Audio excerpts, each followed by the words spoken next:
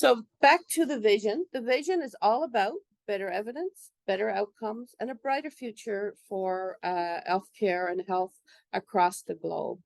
The mission is to promote by JBI and support this evidence-based healthcare in whatever context people are operating in. And you'll see that it's all about making things relevant to the local context of wherever a person is in the world and basing upon evidence that's best has been known and investigated globally. So questions, it's the organization, has been saying, it works with people like myself, like Dr. McCloskey across the organizations, and we work with clinicians in various sectors of healthcare to bring together the best evidence, looking at how big a problem is that might be facing the clinical setting, looking at why there's a problem, what are the likely causes, and also in considering the patient's context. And there are ways and methods to evaluate the impact of making change in clinical settings. There's also the JBI model of evidence-based healthcare, and this is just giving you a global overview, eye-level overview of some of the things that are available through the JBI organization. They are guided by the JBI model of evidence-based healthcare, and essentially what you see before you is a wheel of various different levels. In the center is the JBI pebble, where one pebble makes a ripple effect of change, but it's looking at healthcare and healthcare interventions that are feasible, that are relevant, meaningful to the context in which they're carried out, looking at how appropriate they are within a specific context and how effective they are by evaluation. And they do this through the 5 different colors around this circle by doing evidence implementation, looking at health globally, but then generating knowledge through various activities. And one of these activities is one that we have been heavily engaged in, and is evidence synthesis, and talking about doing systematic reviews of where we consolidate the evidence on a specific topic. And that's what we'll be focusing on the air today, is the results of some of that. And then there's also the evidence transfer of putting evidence into practice through implementation and evaluating it. So JBI is focused on all of these levels of activities, and organizations and people can become engaged at the various different levels. It's all about including the overarching principles of culture, looking at the culture of which certain interventions are carried out, capacities of organizations, the communication involved, and the collaboration that's all necessary in order to move practice change forward. And it's also always about closing that research practice gap and knowing what we know in research and how do we bridge that divide. This is a great slide that shows what we know and the things that we have to do. There is a gap, and the things that we need to do or should be considering to make the evidence make it into practice. I've mentioned there's various steps of implementation, and JBI is involved in a program of implementation of getting the evidence out there. And so there is a organized program consisting of different phases, and people who are involved with JBI at this level can actually undergo training and be able to help to move evidence into practice using the JBI implementation framework. So it is a global reach, and we are part of that global reach. And I've been, like I say, now since about 2017. And this map here demonstrates the 40 countries around the world. And as you can see, there are probably roughly around 6 or 7 red markers in the North American, probably more like 8 in the North American continent. And we have about 6 in Canada specifically that have centers of excellence or affiliated groups. And so Newfoundland has one here in the Maritimes, Nova Scotia in Halifax, Dalhousie, and ourselves here in New Brunswick. And so we are the 3 centers that are east of Kingston, where one other center is located. And the final one is out in Victoria, BC. So the collaboration is the largest global collaboration to integrate evidence-based healthcare within a theory-informed model. The entities, which is what we are, promote and support the use of evidence-based practice globally. And today we're doing this by participating in this event. And each entity leads evidence-based initiatives in their region, state, country, or specialty. And like I say, over the last few years, we have been focused and carrying out our initiatives through doing evidence synthesis or systematic reviews. So today we're into context of what they call glocalization. This is a sociological term, and it actually originated out of the business underpinnings in Japan. But the idea is that knowledge, taking knowledge in a global context and bringing people together in collaborative efforts so that they can actually find solutions at the local level. Because we all know as healthcare providers that getting evidence into the right hands, into the right places, all takes time. And so it's like a large think tank where we come together in this instance today to talk about a global problem and to try to identify solutions that are relevant to our local context. So working together, it's powerful, and we need to look at the bigger picture in order to tap into what we know universally about a problem and then bringing it into the context of where we are and where we work. And so the gLocal Solution Room this is the first day for it. And as one of the coiners of this, Marita Tetler, there is no magic bullet for translating what is known from research to practice. In order to move evidence-based interventions into practice, several strategies may be needed. Additionally, what works in one context may not work in another setting, thereby suggesting that context is what matters in implementation. And so now we'll start moving towards airing our presenters, our panelists. As these slides were just to give you some eye-level ideas of who we are as participants in JBI, why this event is happening. And if you are interested, you can always reach out to myself or Dr. McCloskey, and we're happy to talk to you. So here are our presenters. And this is a picture of all 3 who will be speaking today. And I'll let Dr. McCluskey take it away right now. You want your camera off, Ron?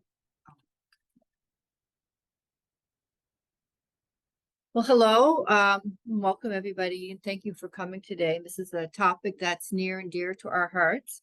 As Lisa explained, we do have a JBI, Joanna Briggs Institute Center for Excellence here in St. John, New Brunswick. And within this group, we have a smaller group, a subgroup, who have a strong interest in older adults, but specifically in clinical placements of nursing students in long-term care facilities. And long-term care facilities is a broad term across the globe, and sometimes referred to as residential aged care facilities.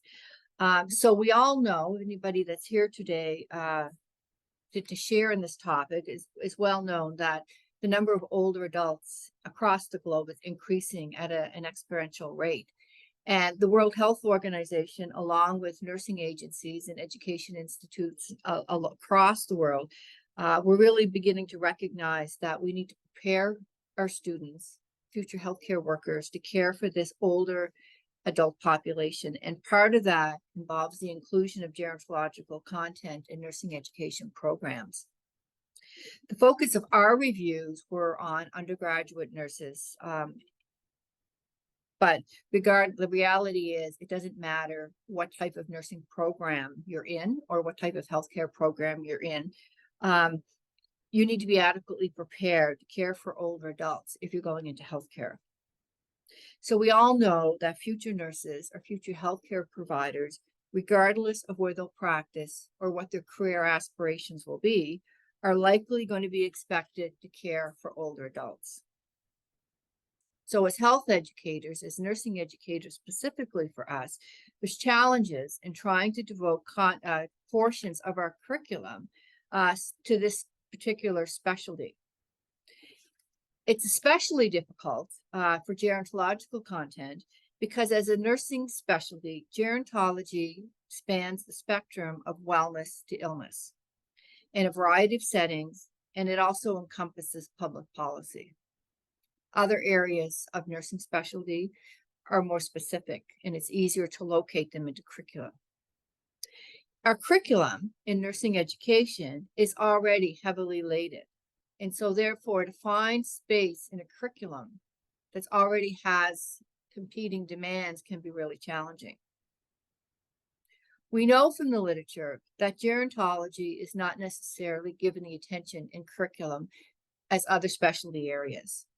And part of the reason for that is because there's often absent competencies pertaining to gerontology in accreditation standards.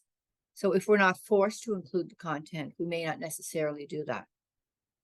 There's already a lot of curriculum content, so curriculum overload. There's a lack of interest and enthusiasm amongst faculty and students in learning to care for older adults, but learning about long-term care specifically. There's a lack of consensus about what we should talk about with older adults. And we have a limited number of faculty who have expertise or certification in gerontology. So all these things have created the perfect storm at a time when the number of older adults is so long and the need for experts in gerontology has never been greater. So we know from the literature and from our own experiences, and I'm sure you all know this, is that student attitudes and interest in working with older adults is not always positive. But we also know as educators that students' attitudes and interests improve after they've had positive structured gerontological experiences. Unfortunately, there's also evidence to show that students' interest in working with older adults declines as they go through an educational program. What often happens is gerontology is the student's first clinical placement. They're then placed in acute care settings, and we know that students are more likely to be attracted to a place after they've immediately completed the placement. So what happens is, despite the awareness of the importance of providing learning opportunities for older adults, we don't know how to best integrate it into the program. So the use of long-term care is common to provide gerontology experience for nursing students. The goal of our review was to analyze and synthesize the best available evidence on clinical placements of students in long-term care. So our team with Dr. Keeping Burke and Trish Morris and Cindy Donovan from Loch Lomond Villa, among others, we conducted the two systematic reviews that we will discuss today related to this topic, because we do have others, is student experiences of having these clinical placements and staff experiences along with faculty experiences. Because we know the placements are not only about students, they're about staff who work in the setting, who are expected to support and mentor students, and they're about the faculty who do not always have the expertise in the interest to work in the settings.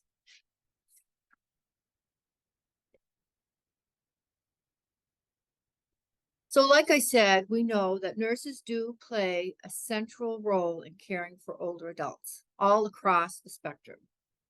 So regardless of where nurses will find themselves, they will likely be required to care for older adults. And that is a fact. Although nursing education programs direct considerable efforts into ensuring that graduates have the knowledge and skills necessary to practice in a variety of settings, Questions about graduate nurses being prepared for the reality of practice have been raised for years. So, for example, despite the recognition that much of nurses' time is spent caring for older adults, gerontology is not always a required component of a student's educational preparation. Long-term care specifically is often the first and only experience a student has in gerontology, despite the fact that gerontology is probably one of the most complex and diverse nursing specialties. Although students do have a number of clinical placements where they are confronted or they are working with older adults, the focus of these placements is often emphasizing diseases and medical conditions and not the unique needs of older adults. So having clinical placements where students work with older adults is not a gerontological nursing experience. During clinical placements in acute care, the students also witness situations where other nurses and other healthcare providers did not have adequate knowledge and preparation. And so ultimately, the negative attitudes and the lack of interest perpetuates and influences the next generation of nurses. Curriculum should be designed to ensure that there are meaningful theoretical, classroom, and clinical experiences in gerontology, including in the community, long-term care, and acute care settings.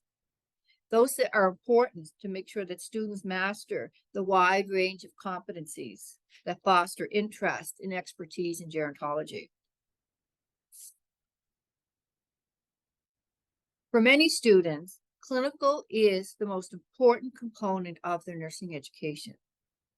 Clinical isn't just the only place where students apply theoretical concepts and develop clinical judgment and master psychological skills, but it's also a place that can evoke extreme anxiety and ultimately impede learning. Clinical is important. We know from decades of research that placements perceived by students as welcoming and supporting can create positive learning experiences. We also know that just because a clinical placement has high patient acuity, is a specialty outside of gerontology, has opportunities for students to develop skills, psychomotor skills, and other clinical indicators, these are less indicative of creating a positive experience. So long-term care are as valuable, if not more, at hospitals for creating an experience. Long-term care provides an ideal place for students to develop competency and interest in older adults.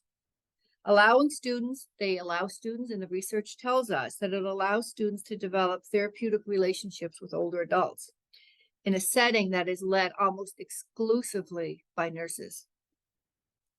The complexity of residence is higher now than ever, creating lots of opportunities for students to have meaningful learning, even for skill development. Long-term care is slower paced than acute care. It's more controlled and it's a more supportive environment, therefore creating an ideal environment for learning. Nursing homes or long-term care homes are certainly considered by some as providing the ideal conditions for student learning. It is led by nurses. It's a slower paced, more controlled environment, and the focus is often on patient-centered or person-centered care. We also know that students do not always view working with older adults favorably. Students may be reluctant to enter the setting. And we know that clinical environment and clinical placements have a significant impact on students' learning and future career aspirations.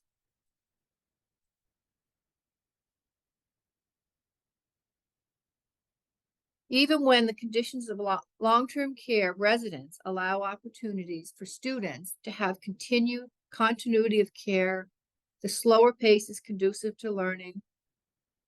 Some faculty still have concerns because of the high number of unregulated staff, with the fewer regulated nurses available to mentor and support staff.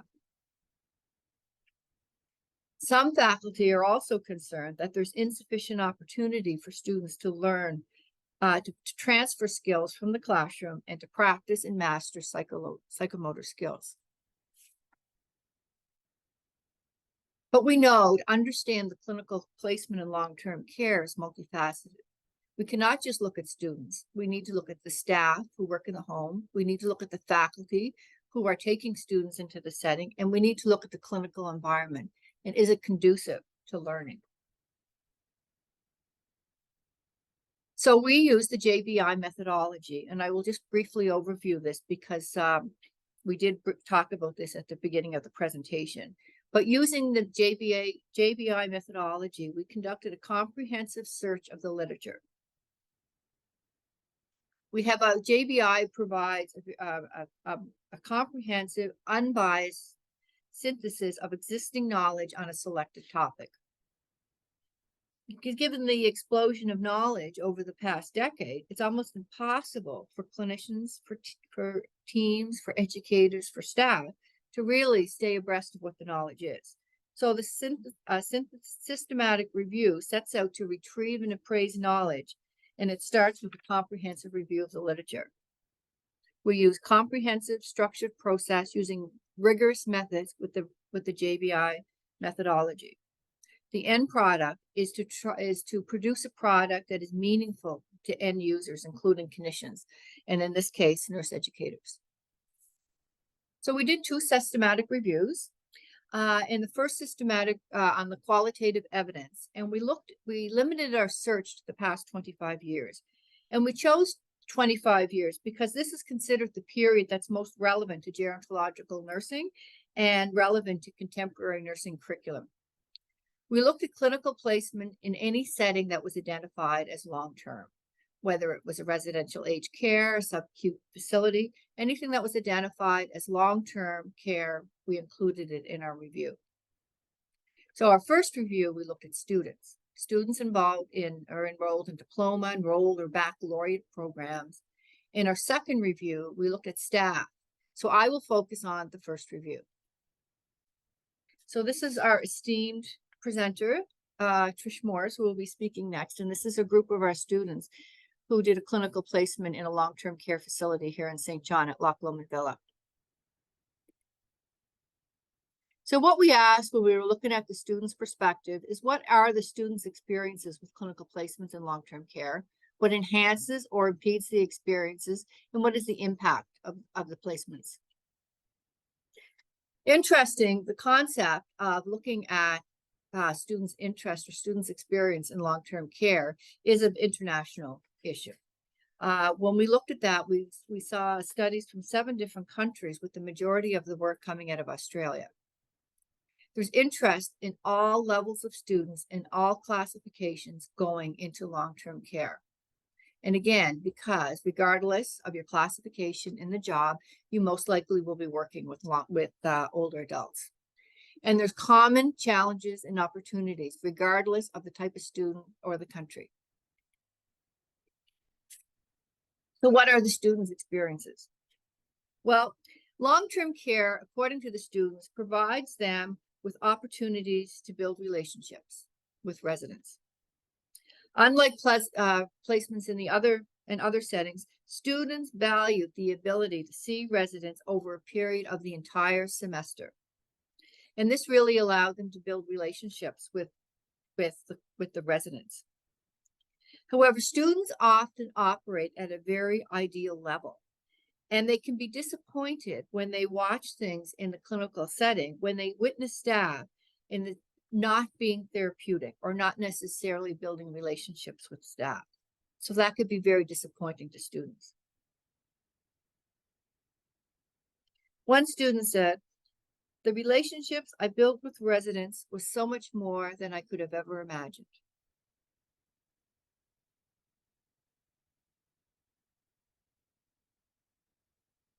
Students look to staff as role models.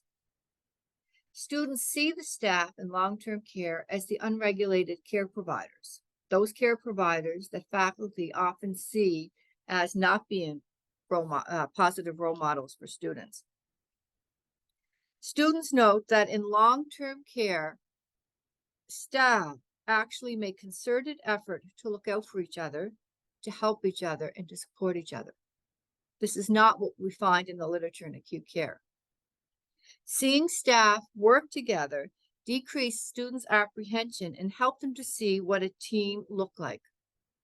Teamwork is something we talk to students about, but we don't always tell them what it looks like. And they don't always see it in practice. But long-term care provided that opportunity for students to understand what a team is. When working in this setting, students feel free to ask questions or to seek help because that's what they see the team in long-term care doing. And one student said, "This team cares about the residents." Students admit that they're not excited about going into long-term care. Many students say they dread going into the long-term care setting. For some students, they don't see the value and they have no desire to work in long-term care. However, they can be pleasantly surprised once they enter the setting and they really see the value and they really start to appreciate what the setting has to offer. One student actually said, "Now they're like humans to me," speaking about residents. "There were humans before, but now I recognize them. I see them in a different way. I even recognize myself in them." We have the power to give them back their identity, and this can be very empowering. And this is from a nursing student. Another student said, "We recognize from this clinical placement that nursing is more than just doing a bunch of tasks. Nursing is about people." Students recognize that they learn more from residents than they do from other ways, and it's quite surprising. Getting to know residents was huge for them. Once I began to view them as individual, that's when things changed for me as a student.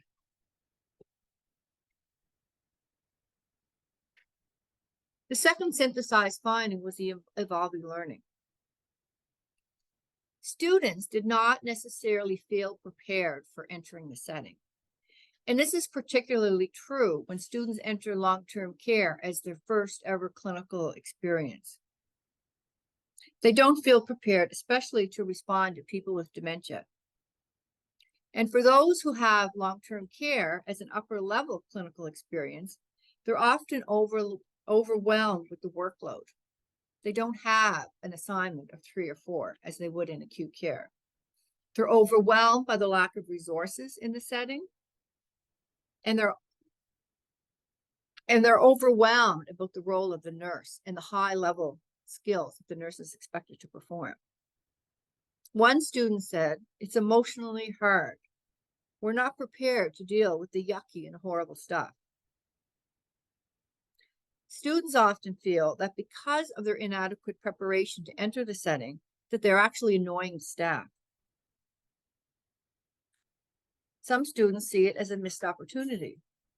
Students are in long-term care when in fact they could be in a place like a hospital, an acute care setting, learning other skills. Some felt that the clinical placement in a long-term care took them away from valuable hospital experiences.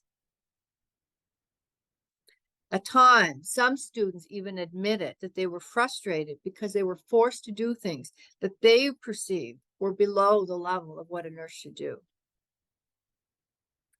Students worried that the placement doesn't prepare them for nursing. Students don't always have the professional maturity to understand the value of some of the things that they're seeing and some of the activities that the nurse is performing. Students value the staff, especially when they offer them support and understanding.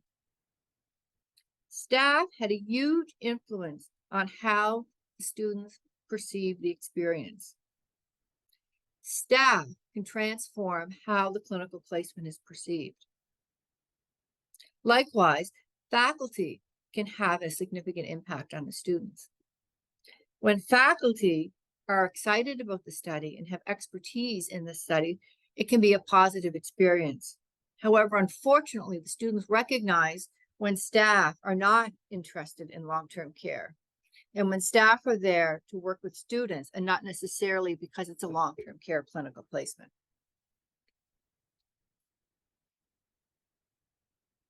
Staff don't always see the roles of different members of the team, especially the RN.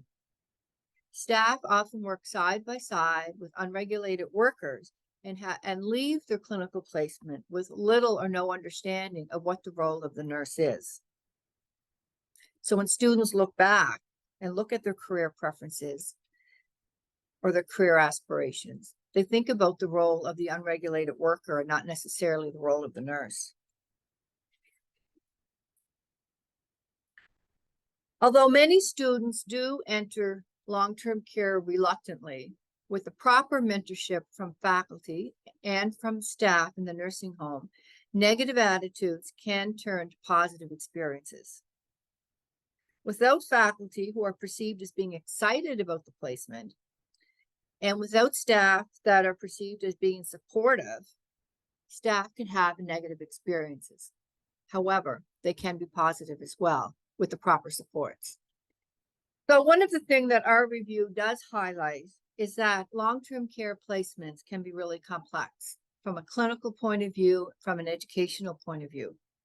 It's unclear from the literature if disinterest actually has to do with older adults in general or just in long-term care specifically.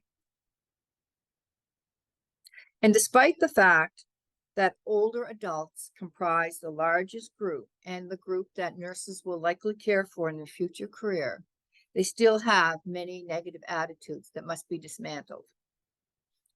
During their clinical placement in long-term care, faculty and staff should try to address those attitudes.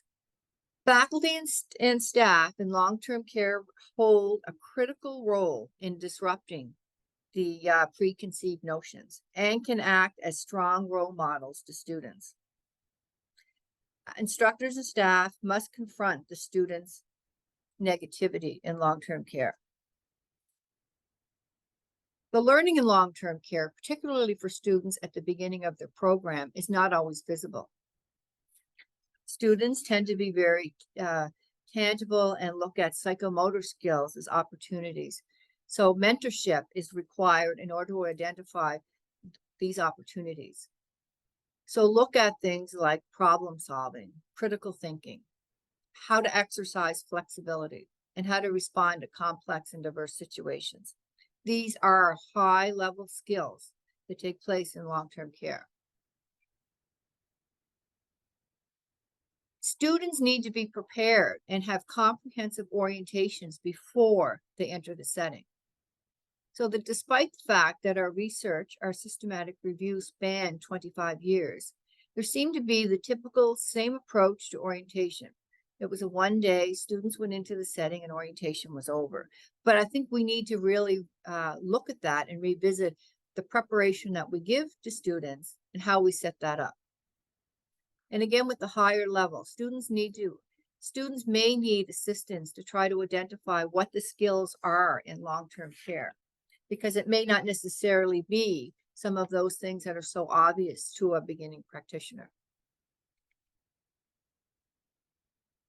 So now I'm going to turn it over to our student, Sarah Buckley, who is going into her third year of the nursing program. And Sarah's going to speak to her experiences and how the review on student experiences resonates with her own experience as a student. Sarah? Thank you. Thank you all for being here today. I had my very first clinical experience in long-term care, and I love long-term care. It's one of the passions that I have. I can't say enough good things about it. But there were a few things that I noticed among my peer group that maybe didn't reflect the same things that I thought about long-term care. So especially where it was our first clinical placement, there was a lot of different things that we had to learn about expectations, about how do we learn these different skills that we're going to perform in clinical practice. the expectations from instructors, and those kinds of things, that it was definitely a little bit challenging, because it's all new, and by the time that you kind of understand and get the rhythm of things, your clinical placement's over. So that was definitely a little bit tricky for my class, and that's something that I also found, that once I got into the groove of things, it was already over. So, being able to have a little more time in clinical placement would be really beneficial to of course build relationships, and really start to gather a deeper understanding of how long-term care works. Another thing that I also noticed, and even now I'm still trying to teach myself, is how to be assertive in your learning, and how being assertive is the only way that you can really have a more enriched clinical experience. And I often felt that asking to see a certain skill with an unregulated care worker was me trying to get in the way, and that they didn't want me around. And I wish that I would have taken advantage of the time that I had there to see certain tasks, and really understand the perspective of an unregulated care worker who's been working in the setting for a number of years, and also understanding their approaches to care in with anybody with dementia.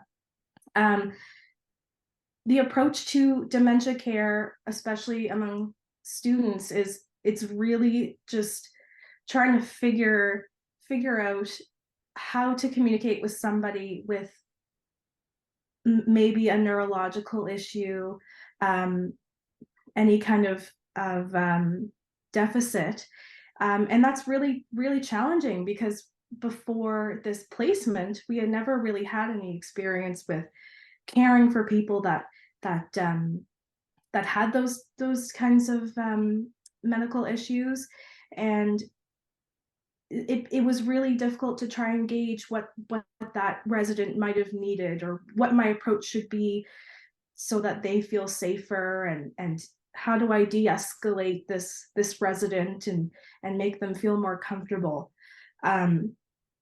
So all of those things, like trying to figure all of that out, I didn't feel confident in myself, and it made me feel really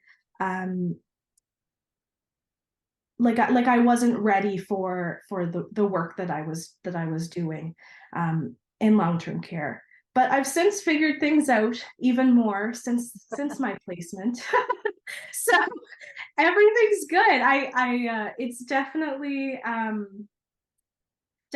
a big learning curve there, but long-term care is such a fantastic place to be, and I'm hoping that with some tweaks in our clinical placements, that more people will find a passion for the care that's provided in long-term care, and the appreciation of what registered nurses do in long-term care.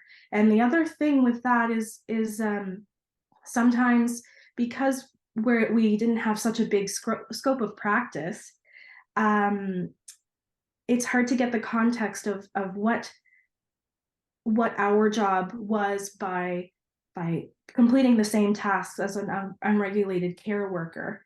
So it's, they monitor for changes in activities of daily living, and how does that reflect on health status. And that's really important task that needs to be done on every shift, and every time that you care for a patient. So sometimes the context, without having more background knowledge about pathophysiology, about practicing the communication techniques, sometimes the bigger picture can sometimes get lost. So I feel that that it's definitely a fantastic place to be and to work in, and I'm hoping that this will bring some more peers around to potentially work in long-term care. So yeah. So thank you, Sarah. That is great, airing your account of what it's been like for you. And so what the plan is now is we'll let people give some thought to what's been said so far. We'll move on, let Tricia move into her piece, where she's going to talk about the staff and faculty experiences of working with students in long-term care. And what we'll do after is we'll get the panelists we'll get you to turn your cameras on, and we'll have some discussion with the audience about what has been presented. So Tricia, over to you. And your mic is off. Okay. Okay, hi. I just saw a comment in the chat wondering if comments are welcome now, and we do ask that people wait just till the end because we will have a bit of time at the end to chat. So considering that a long-term care clinical placement doesn't just affect the student, it also affects the residents, it affects the staff, and it affects the faculty mentors who go into long-term care with students. And so the second review that we did focused on staff and faculty experiences of having nursing students in long-term care.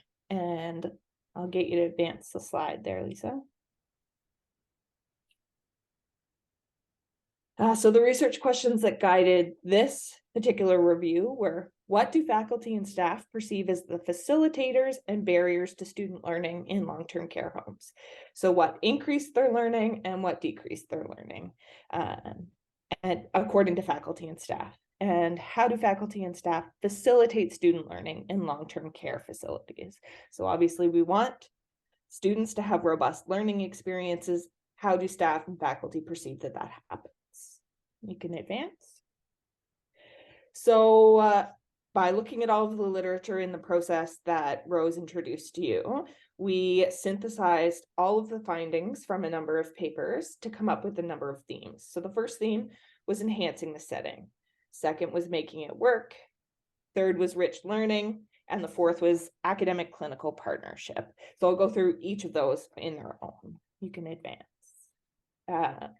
So enhancing the setting, this was a really interesting one. Staff actually perceived that students' presence in long-term care homes enhanced their work environment and the living environment of residents. Having students in the clinical placement was really seen as a positive experience for people living and working in long-term care. Staff appreciated the students' energy, the new ideas they brought, their inquisitive approach, constantly saying, "But why do you do this? I don't really understand why you're doing this." Staff really appreciated that. Students prompted staff to reflect on their practice and why they were doing things the way that they were doing them. And sometimes this actually motivated staff to pursue advanced education. And that's not just advanced education, like bridging from one specialty to another, or bridging from one professional designation to another. It was also just pursuing advanced education, that advanced clinical knowledge, that reasoning behind what we do. Students also contributed to resident care. They responded to residents' psychosocial needs in some instances more attentively than staff were able to do. So students had the time to sit with residents in concentrated ways that staff don't necessarily have on a day-to-day basis. So they were not only an extra set of hands, but an extra set of eyes and ears for responding to the residents. So it's actually having students in the setting enhanced the setting, according to faculty and staff. You can advance now. In spite of that, of course, many positives that students bring into the clinical setting. There were, however, some challenges that needed to be overcome. There are negatives that need to be challenged or perhaps accepted in an effort to overcome them. So challenges came most readily when students didn't view the placement as a worthwhile learning experience, and staff and faculty overall found a very disheartening experience. Some students view long-term care homes as clinically not very challenging, which can be really hard for the staff who are there engaged in that clinically challenging work. Students' inexperience as well, considering that in most programs, it is one of their first clinical experiences. There's inexperience can actually add to staff's workload. When students require a lot of direction or supervision in an environment that's already kind of, running to catch up with the next fire. So it can add to staff workloads in significant ways. And faculty and staff also struggle to help students understand that there's joy in caring for people who have, for the most part, no expectation of improving chronic health challenges. So where the goal of care is more palliation than it is curative care. And staff really struggle to communicate the joy of that there is value in caring for people who are not necessarily going to get better in the traditional sense that students are used to. You can advance, Lisa. Overall, though, rich learning experience. Faculty and staff recognized, students can struggle to understand the value of that care. They can struggle to see the real joy in it. But they also recognize that long-term care is a rich learning environment with a lot of opportunities to learn those fundamental assessment skills, to learn those communication approaches that they might not have the opportunity to build and grow upon in some of their more acute care clinicals. For faculty and staff, clinical placements were an opportunity to really help students build their organizational skills, to understand more deeply about the pathophysiology, to understand more deeply about communication challenges. And especially opportunities to help students understand palliative approaches and the importance of comfort care as people near end of life.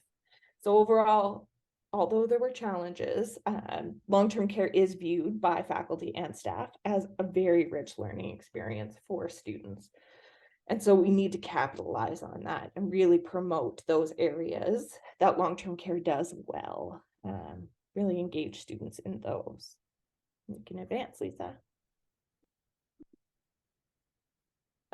So faculty and staff in the literature we looked at were also clear that a strong relationship between the long-term care home and the academic institution was integral to student success. Students had better experiences. The quality of their experiences were higher when there was strong collaboration between either the university or the community college, whatever the academic institution is, and the long-term care facility. So when nurse managers and administrators were dedicated to educating staff, to keeping staff up to date, to supporting strong clinical placements in that area, students had better experiences, but so did staff.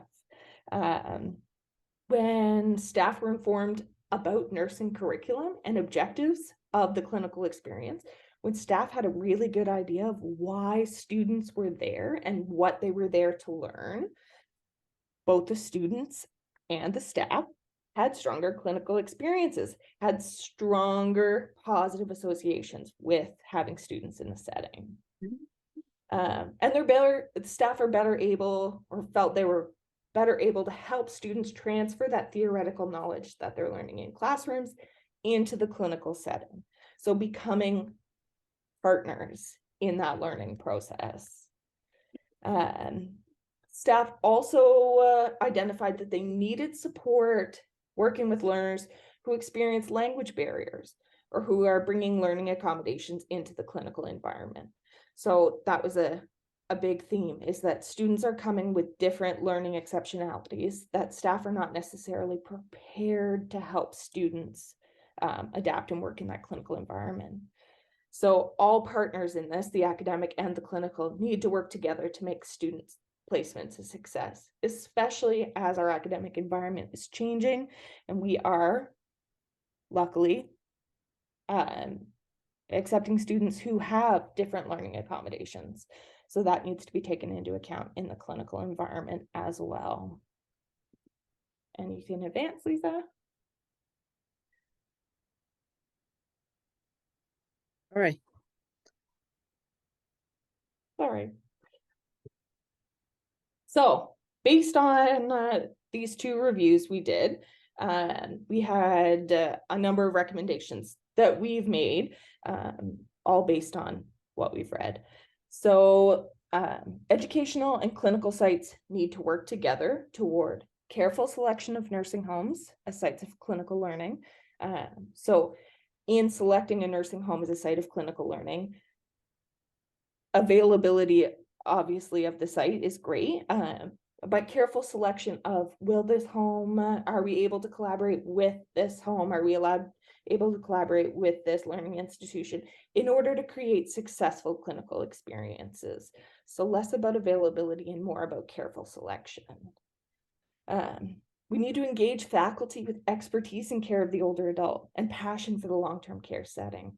So often the faculty that are enlisted to teach in these clinical settings don't regularly work in those settings. You know, they're coming from acute care, or they're coming from just very, very different sites where care of the older adult is not the focus of what they do. And so in order to bolster these experiences in long-term care, we need to engage faculty who actually love care of the older adult, and have a passion for long-term care to help build that up in students. Building a strong faculty and staff working relationship, which is really, really important when someone is coming into a unit, a faculty member is coming into a unit where they don't ordinarily work. Having that ability to communicate with staff and have collegial relationships between the faculty who's coming in and the staff who are working there in the day-to-day, building that respect. And preparing staff to work with students. As we mentioned before, you know, mentorship does not come naturally to all people. And so helping staff prepare themselves to work with students, to really help instill this value and love of gerontological nursing, even if it's not where the students end up, at least having, you know, instilling the passion, so that no matter where they end up working, they have an appreciation for the complexity of that care. Engaging multiple teaching approaches, and experiences beyond the initial clinical. So right now, often long-term care is that first clinical experience and then it's done. As Rose said, the rest of the clinical experiences, while they may involve older adults, do not have a gerontological focus. And so students need experiences beyond that initial clinical where they're learning just about everything. You know, they've never even said hello to a resident before. You know, very baseline knowledge. They need an experience that comes in the third or the fourth year where they actually get to go back and have that intensive gerontological experience. And student preparation and orientation is also really important. So for the most part, nursing programs do not offer specialized courses in gerontology. Students are not exposed in a systematic way to information about dementia or what happens in older bodies. Those are the recommendations we have based on the literature. And that's it.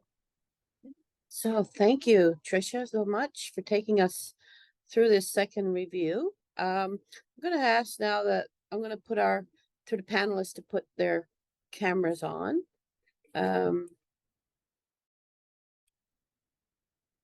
And we'll invite, so I'll check the chat there now that I can. Actually, I'll get Sarah, if you don't mind, to see if there's any questions there from the audience that you might like to share. I think Cindy had one here. Yeah, and I see her hand up. Okay, go ahead. Perfect. Good morning, everyone. Anyway, this is excellent. As you know, I'm very passionate about the students and the students coming here, Lockelman Villa. is always welcoming any students, but specifically our nursing students for sure. I do want to shout out for Sarah. I think, you know, your experiences that you shared, Sarah, your passion, to know that even when you were doing your first clinical, that passion was there for long-term care. So my heart was swelling when I was listening to you. And yes, it's not always perfect, but I think, you know, you're a true advocate, maybe, you know, going forward. I know you're in your third year, finishing your third year, but even in regards to you being able to share those experiences with your colleagues and your other students, would be wonderful. So I thank you, Sarah, specifically for sure in sharing your experiences and being that advocate for long-term care out there amongst all the students. And then Rose, Lisa, and Patricia, you know, it's always great to see research and the work that you have done, you know, as a team. And then it's about how do we move this forward in the future? And I know that it's difficult for all of us when we're in a system where it's not easy to make changes, but I would hope that this project is going to be heard and that there will be maybe some curriculum changes for the students going forward. I would share with you that this Wednesday, and I know that's a little bit short notice, but I don't know if any of the instructors or professors have students on Wednesday, June the 7th from 1 to 3, but we're having quite a day in Central Lounge here at Local Villa where the team and the staff have put together an event called Reigniting the Spark. And so there's lots of vendors and lots of different things around best practices that are going to be portrayed. And it would be great to have the students, possibly, it doesn't matter which year, maybe to come and go through that event with us, along with the Deputy Minister will be here as we celebrate Nursing Home Week in the province of New Brunswick this week. So she'll be here. So it's always great to have students share with our political players what it's like to go through nursing and what it means to them. So I would just share those comments to you. But great job, great presentation, and always love hearing the students' comments. So thank you again. Thank you, Cindy, for those contributions. That is a great timing for this event, what we're all seeing, and with the fact that it is Nursing Home Week in the province. So that is great to know. And hopefully we might be able to get I don't know, we can put the word out for the students, see if we can attract some people to your event. Okay. So do we have any other comments, questions from our audience? Anything that sparked your interest? I see Karen Furlong's hand is up. Go ahead, Karen. Hi, everyone. Thank you for your presentations. And Sarah, I was very intrigued by your comments and your obvious passion for both nursing and caring for older adults and your experiences that you had as a year one student. And also respect kind of the comments that you made, I guess, too, in relation to being a member of a group that you could see that there were different perceptions and experiences as you move through that first year clinical course.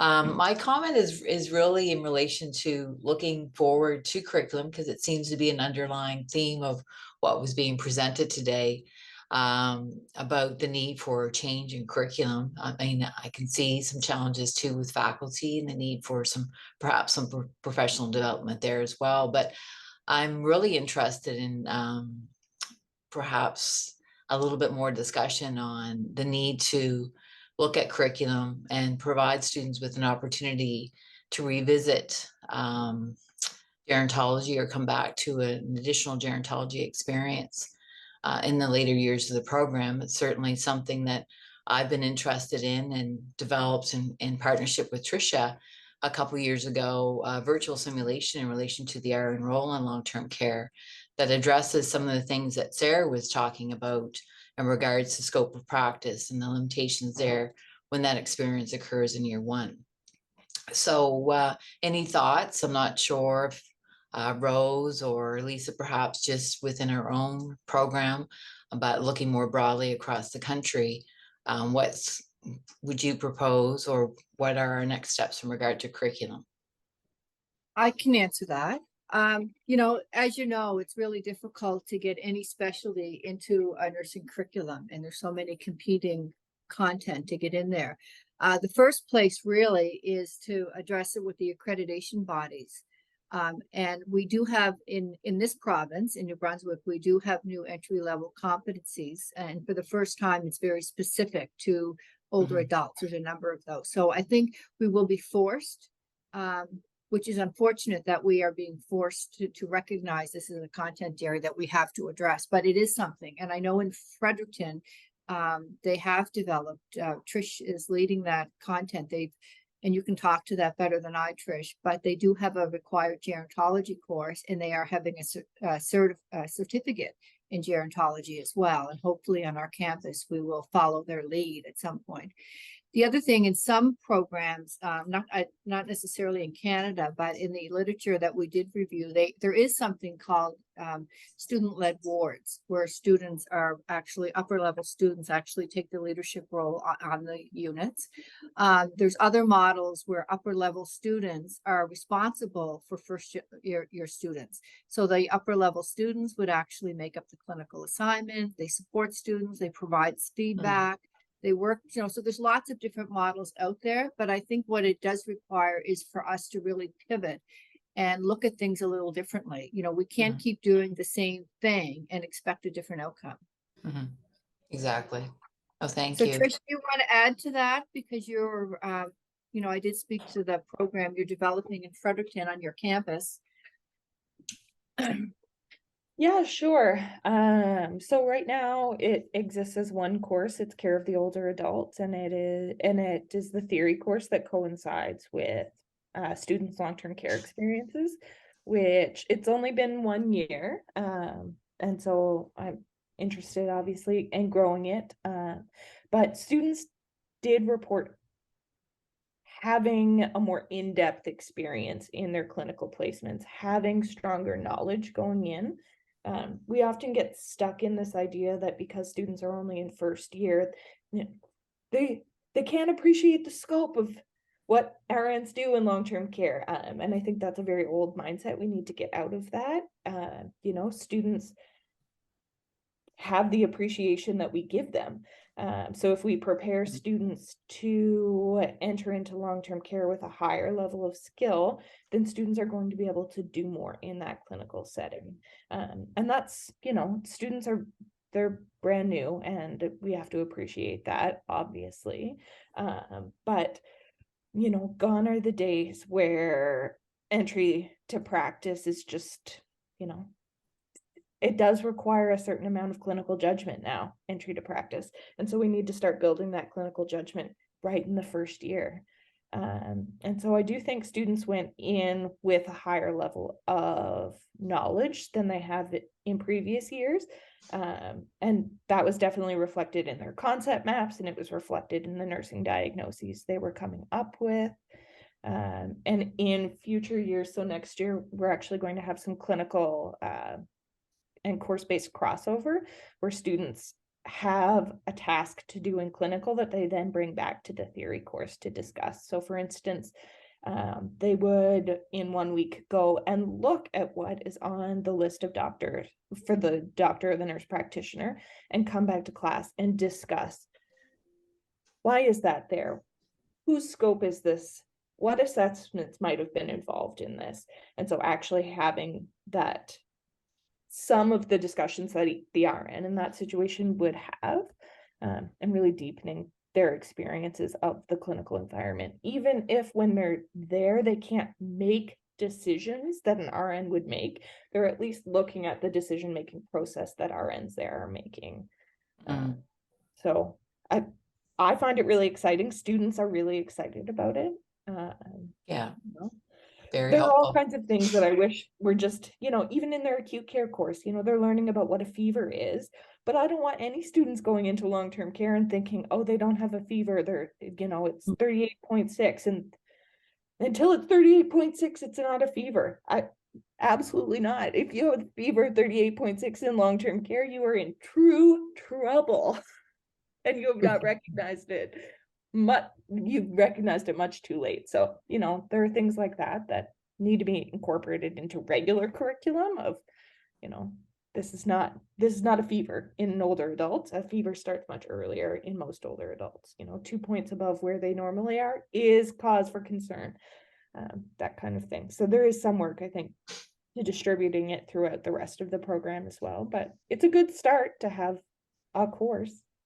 For sure. Not too much. I'm excited. Sorry. No, thank you, Tricia, for that additional kind of comments on the course that is new, I guess. You said it was the first year that was offered in the Faculty of Nursing. I guess my point too would be that I would advocate for students to have the opportunity in the upper years of an undergraduate program to revisit the RN's role in long-term care, because even though it sounds like you're doing a great job introducing some pretty critical concepts in year one, back to Sarah's comment, it's a challenge. I mean, Sarah used the word assertive, being assertive in long-term care, right?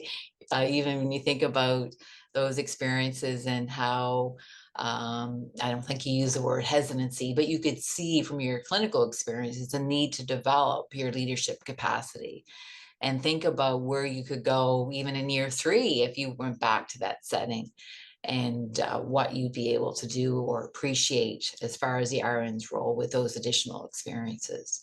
So I'll stop talking, but I certainly I'm a strong advocate for trying to find opportunities for our students to have another opportunity in long-term care in the upper years of an undergraduate nursing program. And thank you again, Tricia. I'd love to talk to you sometime about your course in a little bit more depth. Well done. Thank you, Karen. And thank you very much when you introduced a great concept of returning to the clinical setting. That's a whole other conversation, but one worthy definitely of having. And I see Cindy has her hand up, so let you go ahead, Cindy. Okay, just a couple of things. One, first I would go back to Sarah's comments around dementia. And as we know, I mean, dementia is a higher percentage than it's ever been, especially in long-term care organizations, but also in the community. But I have this wonderful, you know, I don't really know how to do Facebook, and I especially don't know how to share Facebook things when I do see something that's of interest.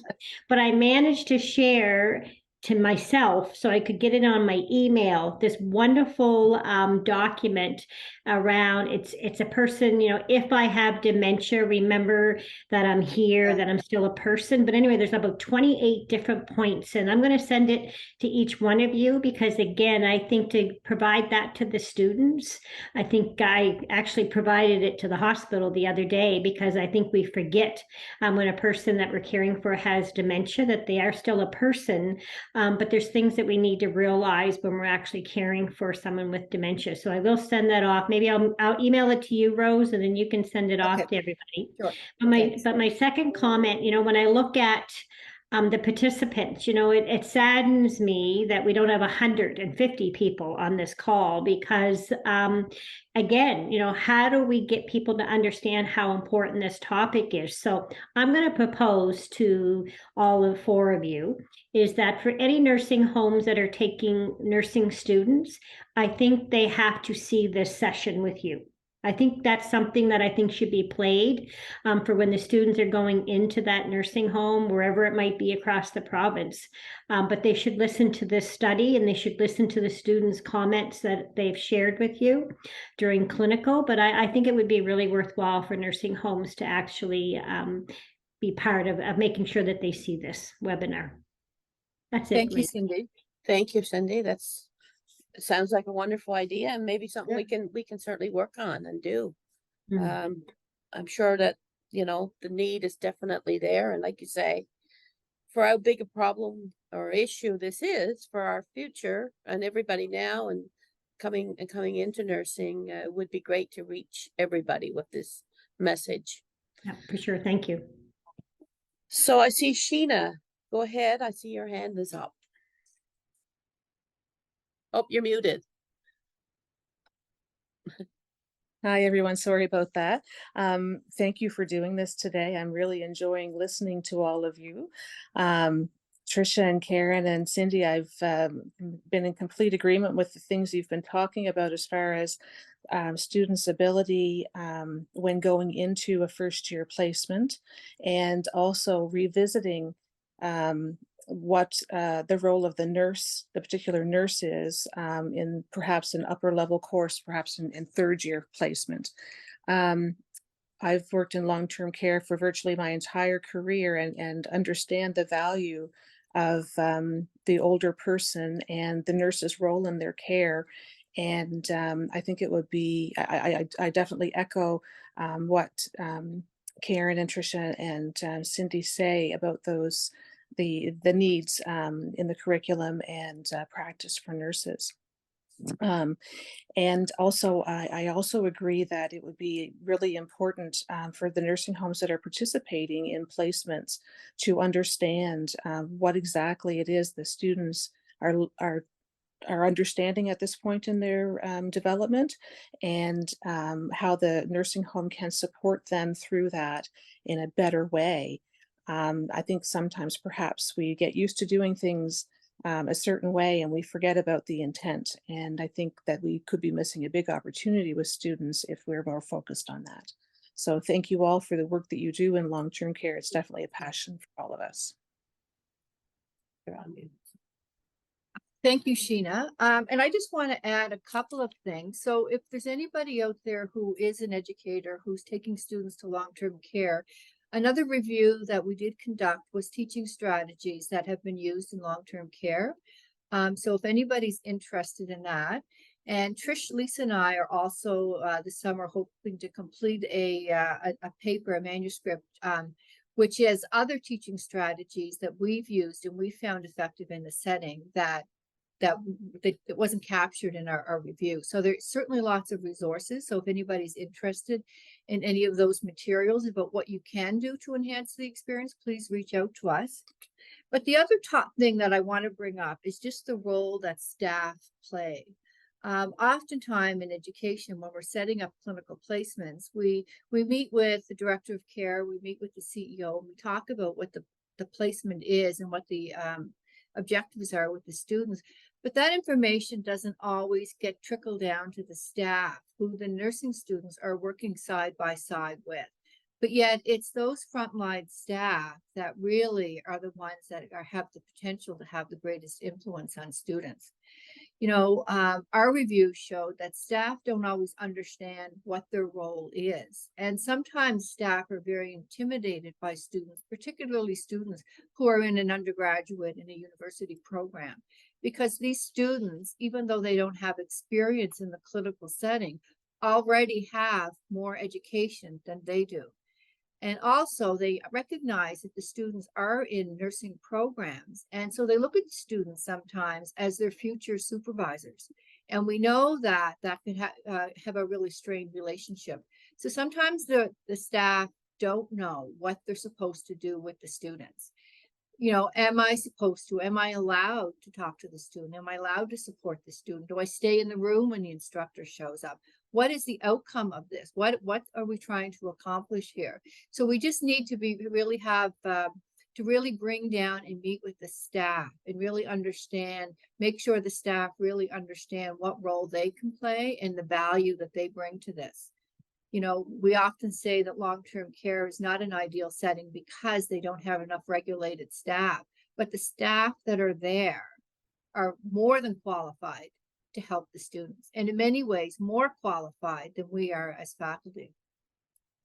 No, thank you. That's good, very good points, Rose, that you raised there. I'm not sure if anybody needs or would like to respond to any of those things, but certainly, again, all valid points from firsthand experience of being in there.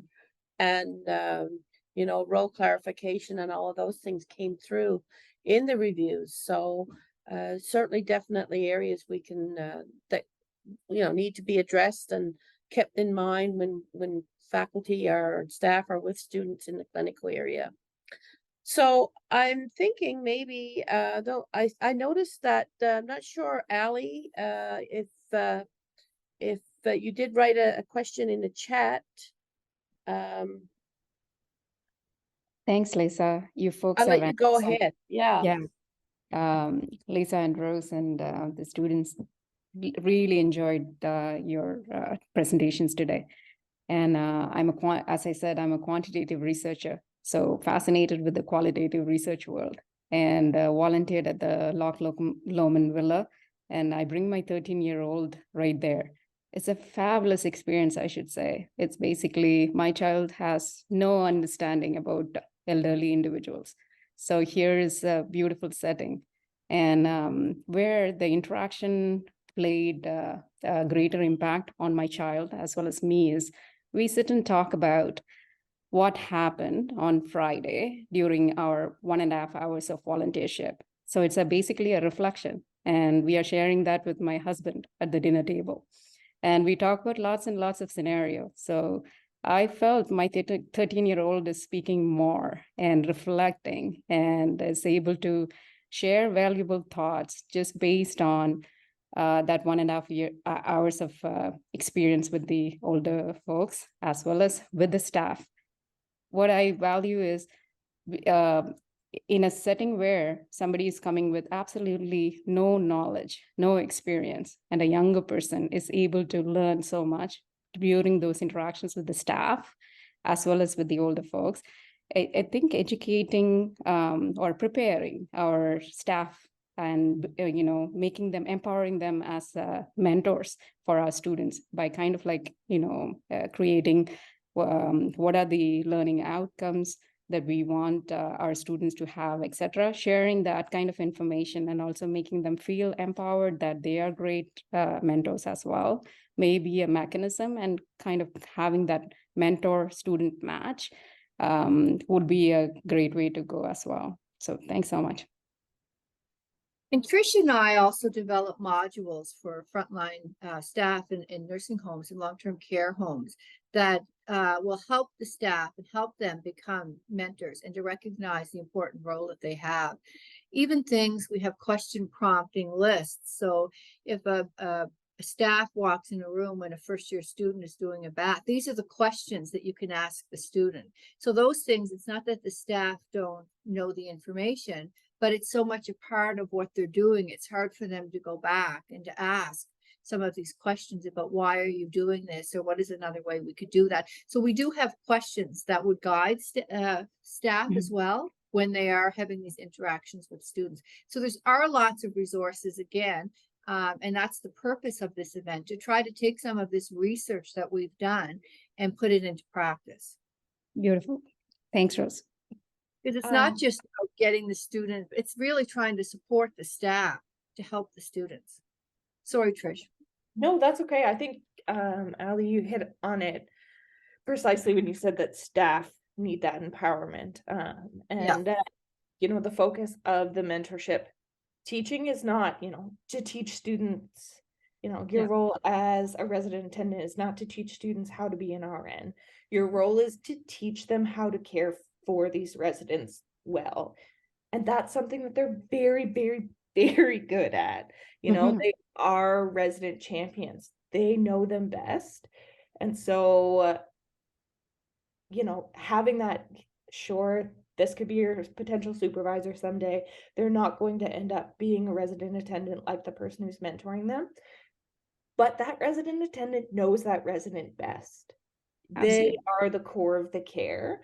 And so if we refocus on that and say, your role is to help people care for these individuals in a person-centered way, in the way that they like and know, then I think it's much more empowering than a focus on, preparing them.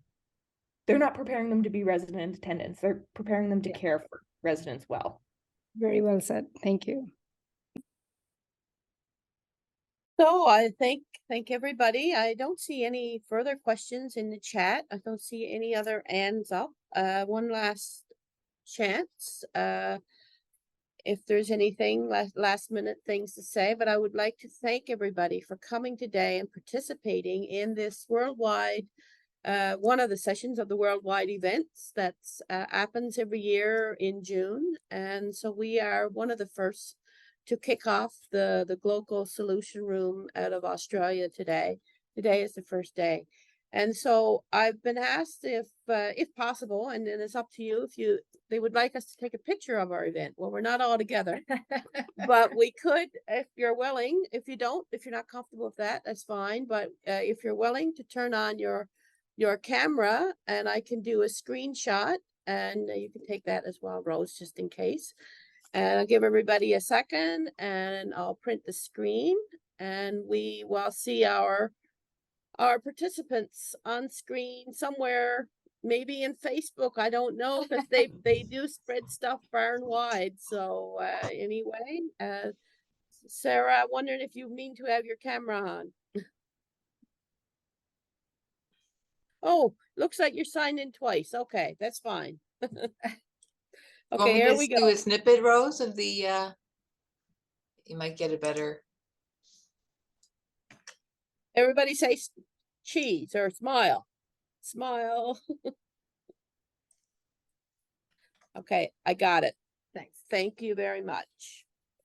So again, thank you, everybody. And hopefully we'll be seeing more of each other as we hopefully do more work in long-term care and bring our students to various organizations. So thank you, and Thanks, until everyone. next Well time. done. Thank you. Happy Nurses Week.